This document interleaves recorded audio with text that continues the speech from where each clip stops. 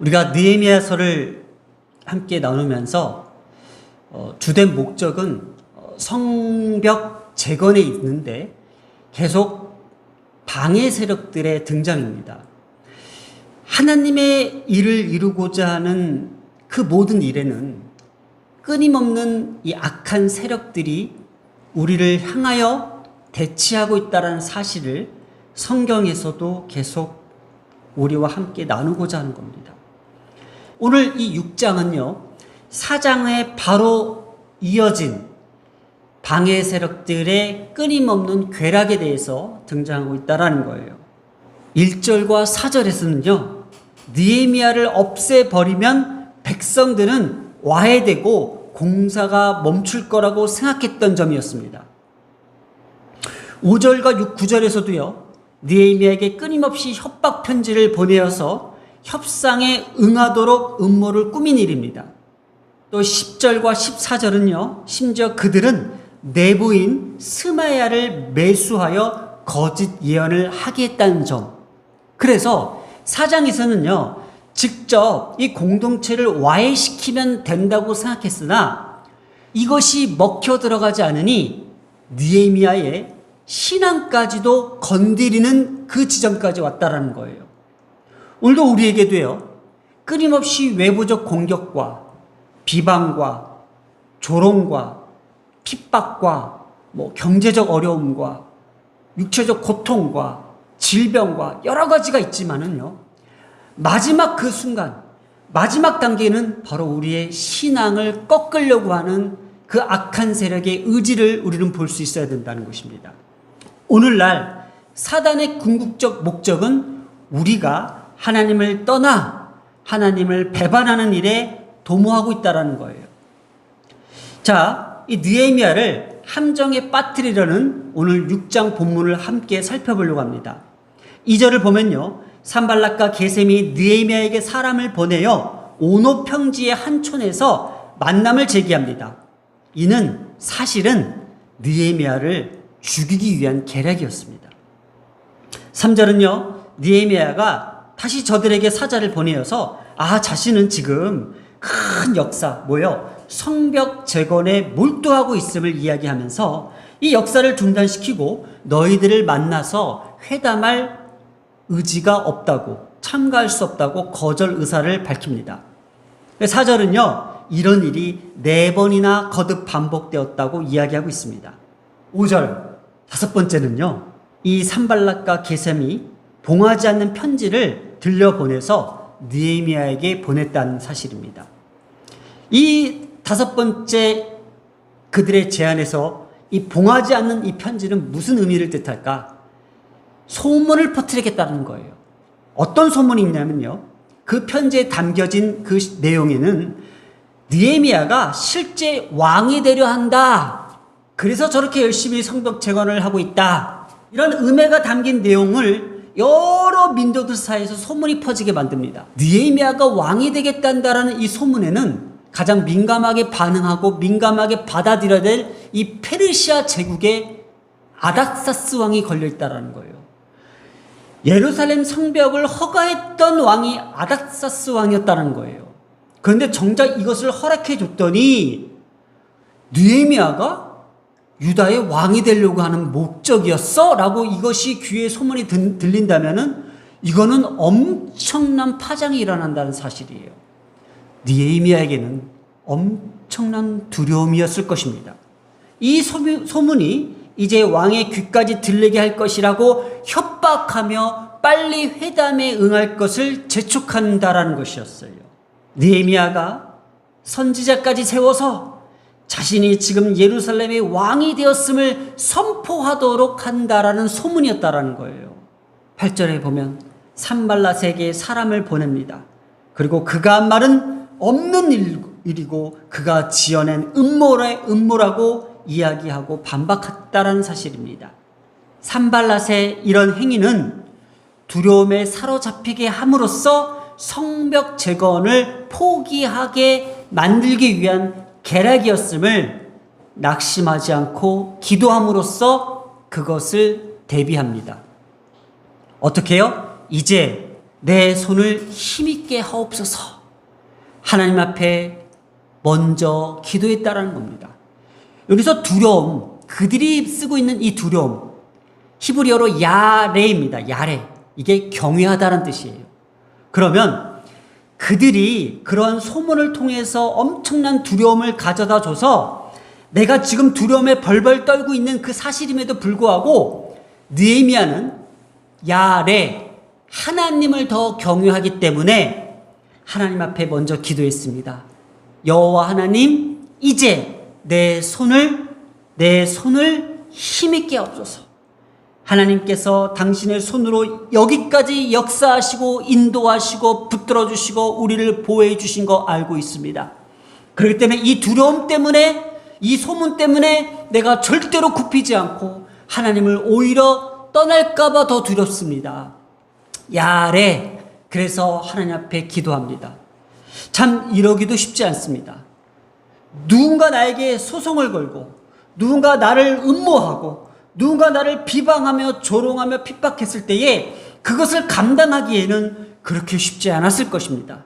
그러나 내가 이 일로 인해서 하나님을 떠나게 되고 하나님을 배반하게 되는 일이 더 두렵게 여기며 하나님 앞에 기도하고 있었다는 것입니다. 그래서 이 핵심의 내용에서는요, 하나님은 반드시 당신의 뜻을 이루시고자 하는 모든 일에는 수단과 방법을 가리지 않고 그것을 저지하기 위하여 두려움을 가져다 준다는 것을 너희들은 먼저 알고 있어라 라는 내용입니다. 그래서 절대로 너희들은 포기하지 말 것을 선호하고 있습니다. 대적들을 두려워하게 된다면요, 그 계략에 매번 좌우되면서 우리는 노예가 되어 그 올무에서 벗어날 수 없는 처지가 된다는 거예요. 그래서 한 번 두려움에 빠지면요, 영원히 헤어날 수 없는 노예가 된다는 거예요. 매번 우리는 두려움에 사로잡히게 됩니다. 이처럼 악한 대적은요, 끊임없이 이스라엘 공동체의 재건을 방해하지만 이 어려운 상황 속에서도요, 예루살렘 성벽 재건 공사는 여호와의 도우시는 손으로 결국은 완공시킨다는 내용입니다. 느헤미야는요, 하나님의 도우시는 손을 믿고 있었기 때문에 성벽 재건에만 몰두할 수 있었고 온갖 위기 가운데서도 성벽 재건을 완성할 수 있었다는 내용입니다. 결과적으로는요, 하나님을 믿고 의지한다면요, 그 어떤 두려움 앞에서도 우리는 이겨낼 수 있으며 하나님께서 이루시고자 하는 일을 반드시 이룬다는 내용입니다. 자, 그러면 어떻게 이것을 견뎌낼 수 있을까? 오늘 우리에게 주는 과제는요, 이 두려움을 어떻게 이겨낼 수 있을까? 우리가 외적으로는 아무렇지도 않은 것처럼 보이지만은 항상 우리는 그 두려움에 노출되어 있기 때문에 이것을 꽉 붙잡아야 될 필요가 있다는 것을 6장 1절을 보면서 우리가 함께 나누길 원합니다. 6장 1절에 이런 내용이 있습니다. 원수들이 내가 성벽을 건축하여 허물어진 틈을 남기지 아니하였다 함을 들었다고 합니다. 아, 저들이 정말 하나님을 믿는 백성으로서 완벽해. 틈이 없어. 저들을 뚫을 수 있는 틈이 없어. 그런데 그때에 내가 아직 성문에 문짝을 달지 못할 때, 아직 성문에 문짝을 달지 못한 때라고 기록하고 있습니다. 그들이 보기에는요, 우리는 완벽한 크리스천입니다. 교회도 잘 다니고요, 예배도 잘 드리고요, 목회자 가정입니다. 그런데 느헤미야 입장에서는요, 성문에 문짝을 아직 달지 못한 때라고 이야기하고 있습니다. 여기서 매달다란 뜻의 동사 달라, 이게 문설주란 뜻이에요. 그래서 이것을 명사로 바꾸면 뗄레트입니다. 뗄레트. 이 뗄레트가 뚜껑이란 뜻을 갖고 있어요. 뚜껑. 그러면 지금 이 완벽하지 못한 상태를 지금 나타내고 있는데 바로 이것이 무엇일까? 뚜껑이라는 이 단어를 한번 상상해 보면서 이 빈 병에 우리가 많은 것들을 쌓아 올립니다. 이제까지 하나님 앞에 신앙생활하며 하나님을 굳건히 믿으며 하나님을 경외하며 하나님의 손이 우리를 이끌어내며 하나님께서 우리를 지켜주시고 보호해 주셨다는 것을 우리는 확신합니다. 저들의 보기에는 저들은 하나님을 믿는 백성으로서 정말 완벽해. 빈틈, 그 허물어진 틈이 없어. 그러나 우리에게는 아직 이것이 쌓여 있으나 누가 흔들면은 쉽게 쏟아지고 쉽게 흘러내린다는 겁니다. 근데 그것을 꽉 뚜껑으로 봉한다면은, 우리가 성벽 문을 꽉 제대로 건설한다면 어떤 일이 벌어질까요?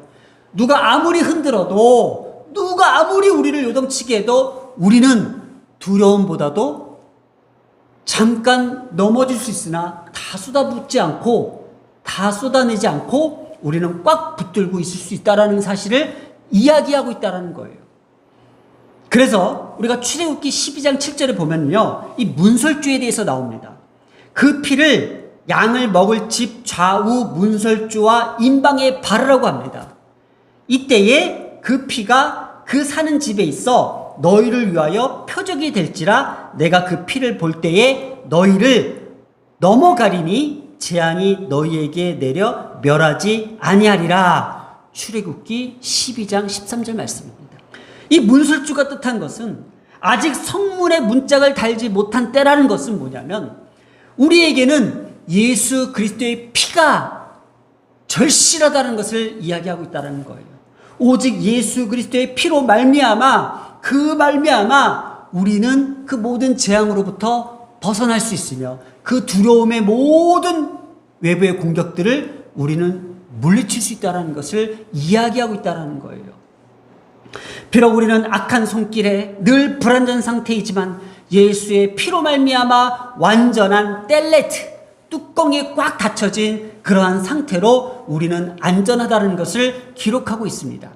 그러니 여러분, 우리는 오직 두려움과 불안과 넘어짐과 슬픔과 좌절에 노출되어 있지만은, 예수 그리스도의 피로 말미암아 완전히 봉인된, 완전히 정말 외부의 세력으로부터 꽉 닫혀진 그러한 보호받은 사람들이라는 것을 이야기하고 있다는 거예요. 자, 10절에요. 느헤미야가 이젠 정말로 생명의 위협까지 받으면서 성소 안으로 도망가라고 권면하는 내용이 나옵니다. 바로 스마야를 통해서 거짓 예언을 하게 됩니다. 저들이 지금 오늘 밤중에 너를 당장 찾아와 너를 죽일 거야. 그러니 빨리 성소 안에 숨어 있으면은 너는 안전하게 지킬 수 있어. 그래야만, 너가 안전하게 지켜 있어야만 나머지 성벽 재건 문제를 다 완공할 수 있잖아. 너가 여기서 죽어버리면 이제까지 우리가 해왔던 건 뭐야? 빨리 너가 숨어 들어가. 그랬더니 느헤미야가 이럽니다. 나 같은 자가 어떻게 저 성소 안에 들어갈 수 있어? 라고 이야기합니다. 느헤미야는요, 제사장이 아니었기 때문입니다. 민수기 18장 3절에 보면요, 성소 안에 출입을 할 수 있는 사람은 오직 제사장뿐이었답니다. 볼까요? 레위인은 내 직무와 장막의 모든 직무를 지키려니와 성소의 기구와 제단에는 가까이 하지 못하리니 두렵건대 그들과 너희가 죽을까 하노라. 뭐예요? 성소에 접근하거나 성물을 만져서 여호와의 거룩함을 훼손하는 죄로 느헤미야는 이것이 깨달았습니다. 아, 이거 거짓 예언이다. 어떻게 하나님의 율법을 어기게 하지? 그러면서 안절부절하지 않습니다. 오히려 13절에 나를 두렵게 하는 것이 범죄하게 만드는 것이라고 말해줍니다. 왜 그러냐면요, 가장 안전하다고 생각하는 이 성소 안에 머물게 하고자 하는 이 제안은요, 느헤미야를 신앙적으로 흔들어서 지도자로서 치명적인 실수를 범하도록 해서 느헤미야가 자신의 안전을 담보로 하나님의 율법을 범하게 한 죄를 백성들에게 알리는 거예요. 봐봐, 너희들이 믿고 있는 저 지도자가 하나님의 말씀을 어기는 사람이야 해서 느헤미야를 평판을 깎아내리며 신뢰를 떨어뜨리게 하려고 했던 것 같습니다. 그들의 전략은요, 그들이 먼저 두려운 거예요. 산발락과 도비아와 게셈은요, 자기들이 먼저 두려웠던 거예요. 저들이 저 성벽 재건을 완공했을 때에 벌어질 일들이 두려웠던 거예요. 그러니 끊임없이 악한 말을 지어서 비방하려고 했고, 또 그들을 범죄하게 했던 거예요. 그러나 느헤미야는 절대로 그 두려움에 걸려 넘어지지 않고 함정에 빠지지 않았다는 사실이에요. 오늘날 우리에게도요, 나를 두렵게 하는 것들이 있습니다. 그 두렵게 하는 것들이 나를 범죄하게 한다는 사실을 알게 되었고, 더 이상 이 심리적으로 이 두려운 자들의 그 악한 말을 우리는 속아 넘어가지 말아야 된다는 겁니다. 그래서 이제는 건강한 마음으로 하나님의 말씀이 나를 깨닫게 한다는 점, 바로 나 같은 자도 하나님께서 이 말씀을 듣게 하시고 깨닫게 하여 주셨사오니 이제는 그 두려움에서 당당하게 벗어나서 느헤미야를 기억하면서, 하나님, 느헤미야도 그 두려운 상황에서도 이렇게 대처했는데 나는 어떻게 해야 되겠습니까? 기도하겠습니다. 하나님, 나를 두렵게 하는 것이 범죄에 이르게 합니다. 그래서 심리적으로 두려울 때에 악한 말을 지어 비방하게 됩니다. 이제는 건강한 마음으로 하나님의 말씀이 나를 깨닫게 하여 더 이상 우리가 범죄에 이르게 하는 함정에 빠지지 않게 하여 주시옵소서. 이 모든 말씀 우리 주 예수님의 이름으로 기도드렸습니다. 아멘.